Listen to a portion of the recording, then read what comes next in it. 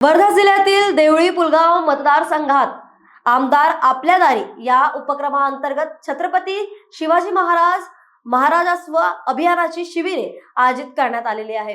या उपक्रमाअंतर्गत आमदार राजेश बकाने यांनी एकाच दिवशी 3 तालुक्यातील शिबिरांना भेट देत नागरिकांच्या समस्या जाणून घेतलेल्या आहेत। देवळी पुलगाव मतदारसंघात आयोजित करण्यात आलेल्या या महाराजस्व अभियान शिबिरात आमदार राजेश बकाने यांनी प्रत्यक्ष उपस्थित राहून नागरिकांच्या तक्रारी ऐकल्या।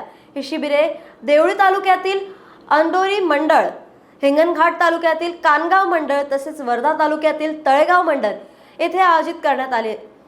शिबिरामध्ये नागरिकांनी जमीन, सातबारा, नामांतरण आणि इतर महसूल विषयक विविध समस्या मांडल्या।